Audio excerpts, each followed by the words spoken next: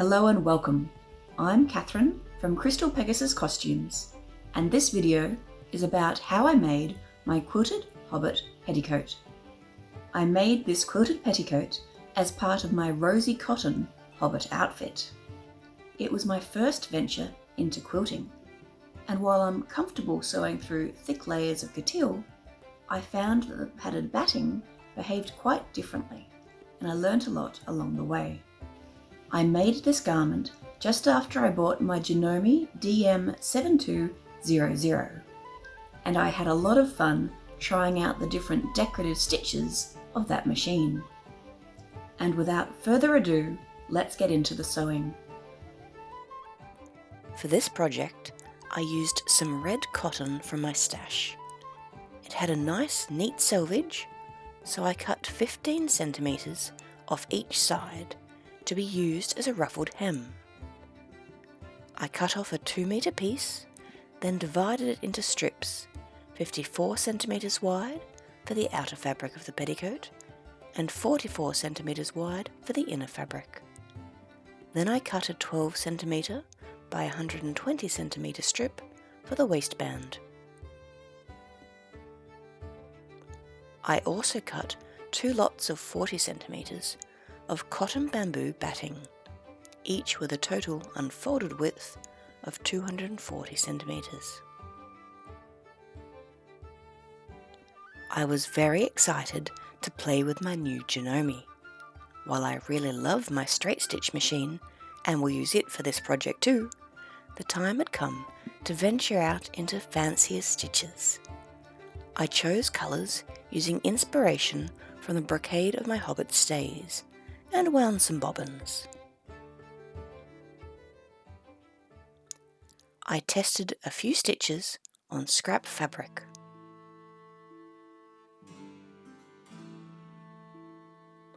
Then I joined the hem ruffle into one long strip with a French seam.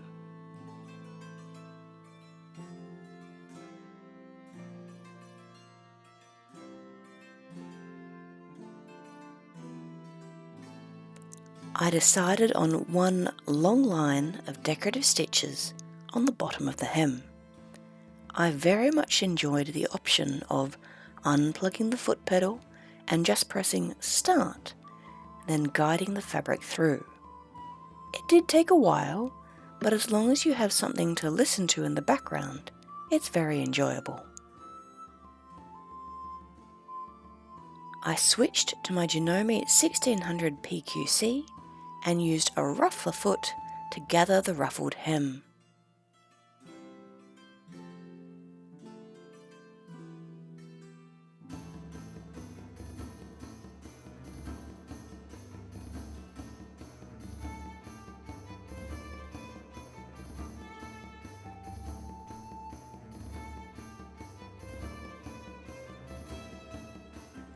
Then came the moment of truth, checking the length.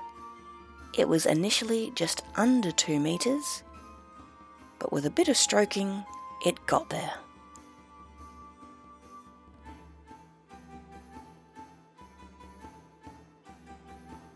I laid the fabric layers out. Inner piece, ruffle, outer piece, first layer of batting, and second layer of batting. I pinned the very chunky edge together.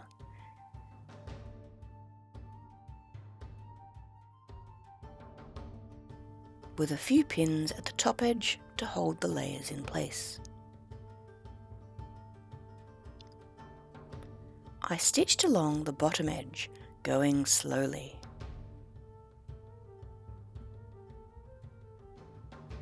Then removed the pins, turned the layers right side out, and top stitched along just above the seam.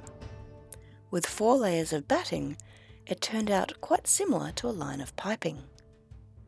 Then I trimmed down the seam allowance,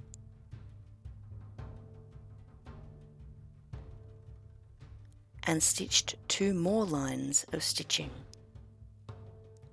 Then it was time for some fancier decoration.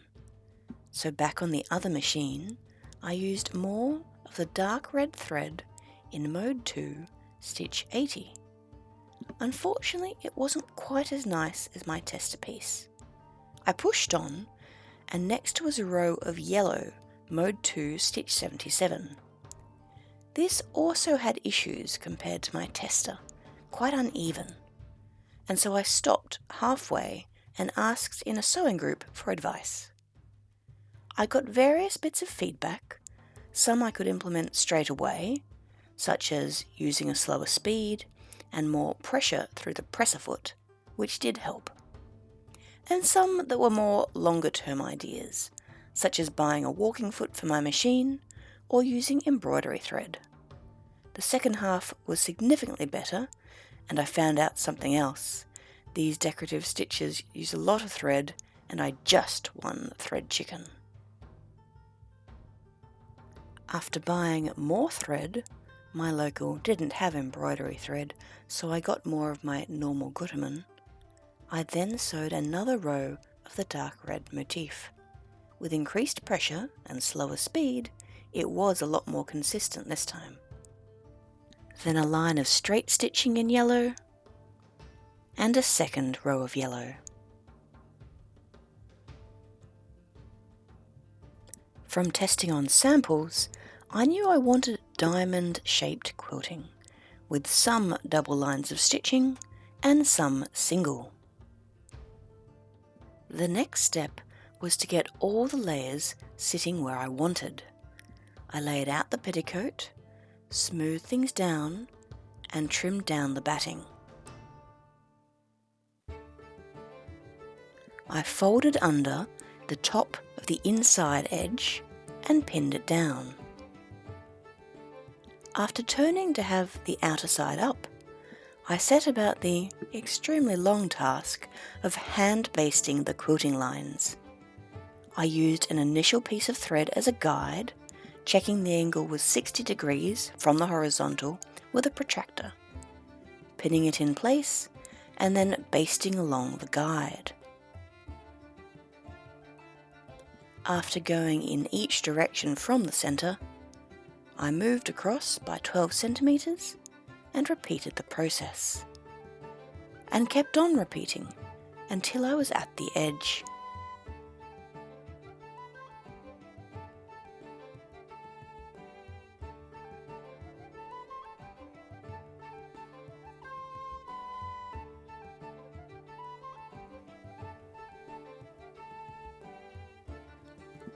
Then I went back to the middle and repeated the process for the second half, measuring and pinning the guidelines,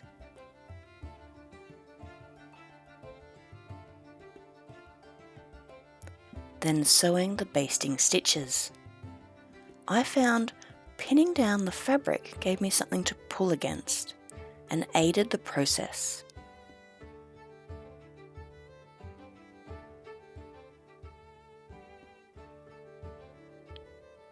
And thus the basting was complete. After folding in the sides, I stitched them down to secure the raw edges. I then stitch across the top of where the inner layer and batting ends.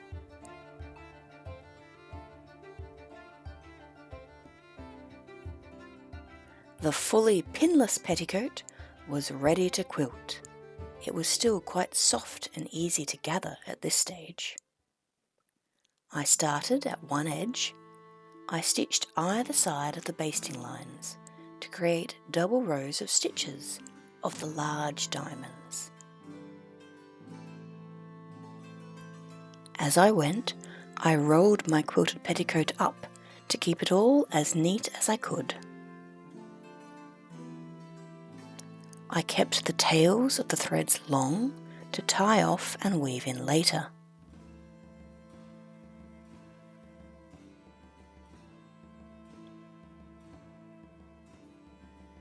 It required physical effort, and I found I really had to work to keep the fabric where I wanted. And this is the progress with one direction done.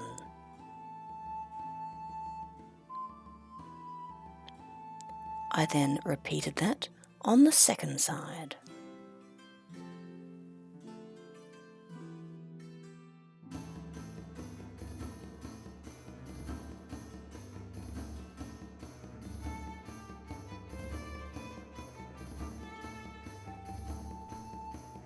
I tied off and worked in the ends.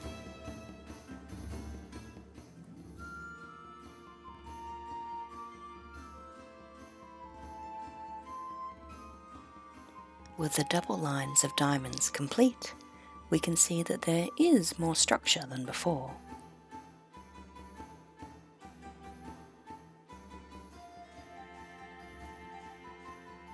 In every second gap, I stitched a single line in red thread, trying to keep halfway between the lines I had already sewn. It was a struggle to avoid the fabric getting scrunched up, but slow and steady got there. After finishing one direction, I then did the second. And we can see the garment is getting more and more solid.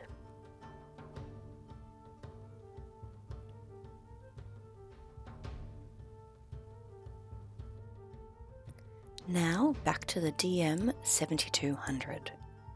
In each of the large diamonds, I added decorative stitches to add some interest and also aid holding all the layers in place.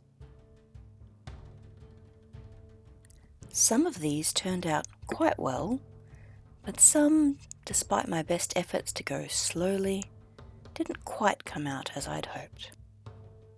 But I can only do what I can do.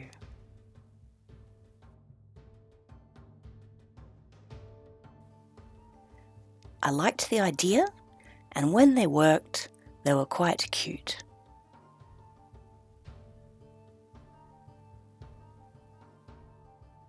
And as a final check, before we gather it into the waistband, here's how solid it had gotten at this point. I put in gathering lines at the top of the body of the quilted petticoat. I gathered it to the length of the waistband and pinned the layers together. Then I stitched, trimmed down, and pressed the waistband. I folded it over and pinned again. Then top stitched to secure it all. Then I stitched up the back with a wide decorative stitch.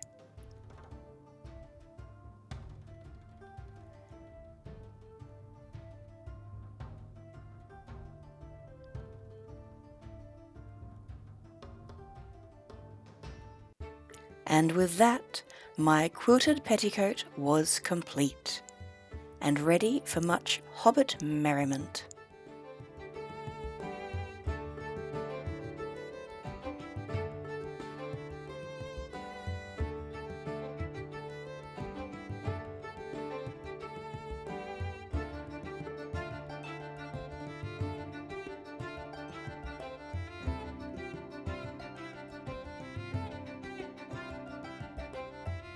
And there we are. That was my Hobbit Quilted Petticoat. I was very happy with how it came out. I like the volume it gives, and using the selvage for the frill worked really well. And with the quilting and the decorative stitches, I think it's a really fun piece. I certainly learnt a lot, both about quilting and about using my new machine. And I can report that since making this petticoat, I have indeed bought a walking foot, and it helps considerably when quilting. I have used the walking foot to quilt certain parts of my 1860s gored corset. So please subscribe to hear more about that project soon. Please let me know in the comments if you've made a quilted petticoat or any other quilted garment. I'd love to hear any tips and tricks. Thank you very much for watching. I hope you'll join me again next time. Goodbye.